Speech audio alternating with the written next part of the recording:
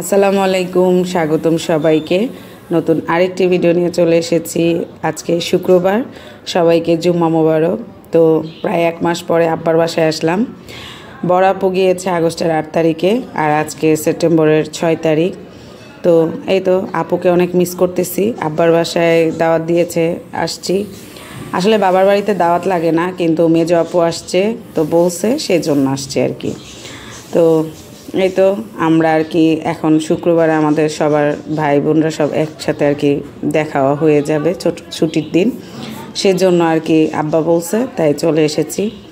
তো এই তো আপুকে বড় বোনকে অনেক মিস করতেছি।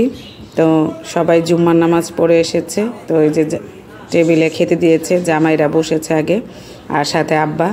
আর আব্বা আমার বড় বোনকে ফোন দিয়ে আবার দেখাচ্ছে আমরা কি খাচ্ছি, কারণ আমরা সবাই আমার বোনকে, বোনের হাজবেন্ড, মুসাব, মুয়াদ, ইউসুফ সবাইকে মিস করতেছিলাম।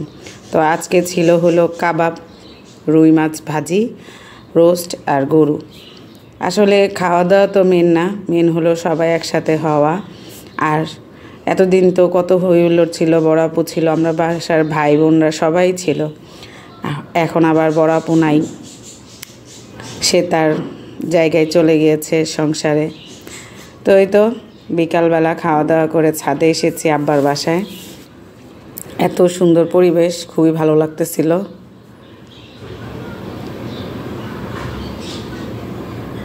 তো আব্বার গাছে মরিচ ধরেছে, এখানেও অনেকগুলো মরিচ গাছ।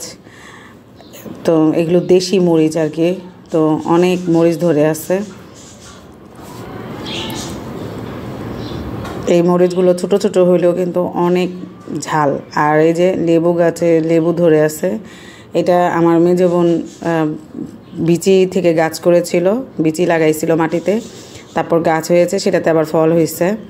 তো এই তো। আর আব্বার বাসা ছাদের উপরে কত রকমের গাছ আছে সেটা তো আপনারা জানেনই, এর আগেও দেখাইছি। আর নতুনের মধ্যে যে সিম গাছ আছে, অনেক সুন্দর সিম গাছ হয়েছে। এখন সামনে তো সিমের সিজন আসতেছে, তো এর মধ্যে হয়তো সিমও ধরবে। তো এদিকে বাচ্চারা, আমার ভাইগনারা খেলা করতেছে, ওরা বল নিয়ে খেলা করতেছিল। সাথে এই যে আমাদের পাকনি বুড়ি, আমাদের ফ্যামিলির এখন সবচেয়ে ছোট সদস্য উনি, নুজাইরা, এটা আমার ছোট ভাইয়ের মেয়ে আর কি। তো এই তো আমরা ছাদে গাছগুলো দেখতেছিলাম। আর এই যে মাশাল্লাহ আনার গাছে আনার ধরে আছে, পাশাপাশি আরও ফুল এসে আছে। তো ভাবি আমাকে দেখাচ্ছিল, ওদিকে আনারস গাছ লাগাইছে আবার। আর এই যে মিষ্টি কুমড়া গাছ, যে নতুন নতুন যে গাছগুলো লাগাইছে বা হচ্ছে ওগুলো আর কি দেখাচ্ছিল। তো এই তো পেয়ারা গাছে পেয়ারা আছে, তো পেয়ারা খাবো এখন। ভাবি বলতেছে পেয়ারা পেরে খেতে, কারণ খাওয়ার মতন হয়েছে।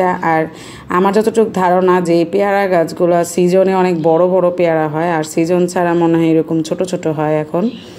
তো ছোট ছোট হলেও কিন্তু খেতে কিন্তু অনেক মজা। আমি অলরেডি পেরে একটা খাওয়া শুরু করে দিয়েছিলাম, আর একটা আমার বরের জন্য পেরে নিয়ে গিয়েছিলাম বাসায়।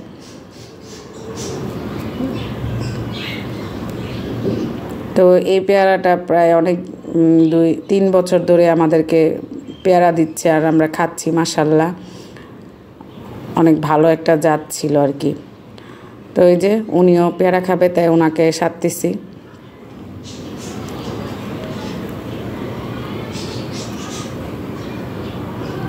ও খাবে খাবে না এরকম চিন্তা করতেছে। আর ভাবি দেখাচ্ছে যে পুদিনা পাতা ওই পাশে দেখলাম মরে গেছে, এই পাশে আবার টাটকা মানে তাজা হয়ে হয়েছে, সাথে ডাটা বুনছে ভাবি। আর এই যে ড্রাগন গাছের ফুল দেখিয়েছিলাম এর আগে, বড় আপু যেদিন চলে যায় সেদিন আপনাদেরকে দেখাইছিলাম যে একটা ইটালি নিয়ে গিয়েছে আপু পাকা, আর একটা খেয়েছে ওনারা, আর বাকি 2টা এখন ধরছে।